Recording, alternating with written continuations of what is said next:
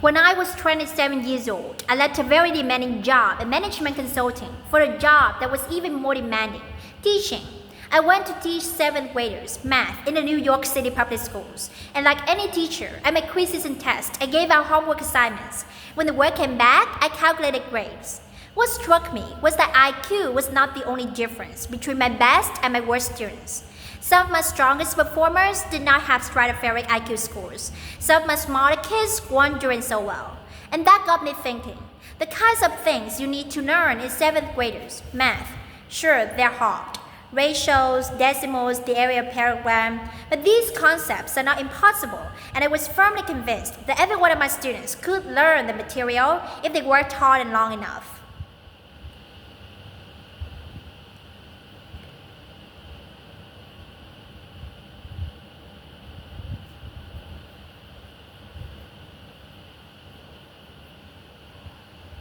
After several more years of teaching, I came to the conclusion that what we need in education is a much better understanding of students. We partner with private students and learning from a motivational perspective, from a psychological perspective. In education, the one thing we know how to measure best is IQ. But what if doing well in school and in life depends on much more than your ability to learn quickly and easily? So I left the classroom and I went to graduate school to become a psychologist. I started studying kids and adults in all kinds of super challenging settings, and in every study my question was, who is successful here and why? My research team and I went to West Point Military Academy. We tried to predict which children will advance farthest in competition.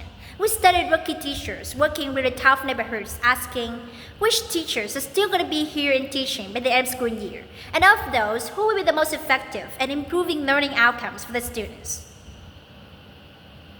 We partnered with private companies asking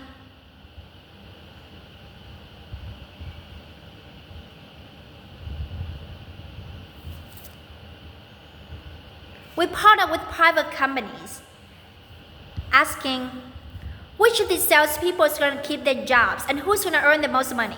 In all those very different contests, one characteristic emerged as a significant predictor of success. It wasn't social intelligence, it wasn't good looks, physical health, and it wasn't IQ. It was grit. Grit is passion and perseverance for very long-term goals. Grit is having stamina. Grit is sticking with your future, day in, day out, not just for the week, not just for the month, but for years and working really hard to make that future a reality. Grit is living life like it's a marathon, not a sprint. A few years ago, I started studying grit in the Chicago public high schools. I asked thousands of high school juniors to take grit questionnaires and then waited around more than a year to see who would graduate. Turns out that grittier kids were significantly more likely to graduate if I matched them on every characteristic I could measure. Things like family income, standardized achievement test scores, even how safe kids felt when they were at school. So it's not just West Point and the National Spelling Bee that grit matters. It's also in school, especially for kids that's rich for dropping out. To me, the most shocking thing about grit is how little we know, how little science knows about building it. Every day, parents and teachers ask me, how do you build grit in kids? What do you do to teach kids a solid work ethic? How do you keep them motivated for the long run? The honest answer is, I don't know. What I do know is that talent doesn't make you gritty. Our data show very clearly that there are many talented individuals who simply do not follow through on their commitments.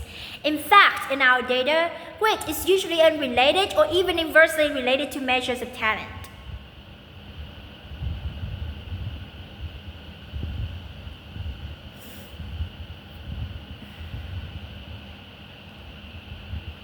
Measures of talent.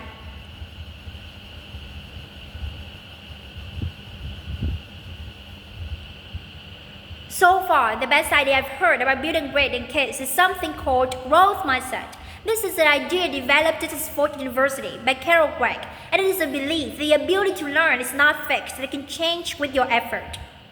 Dr. Gregg has shown that when kids read and learn about the brain and how it changes and grows in response to challenge, they're much more likely to persevere when they fail because they don't believe that failure is a permanent condition.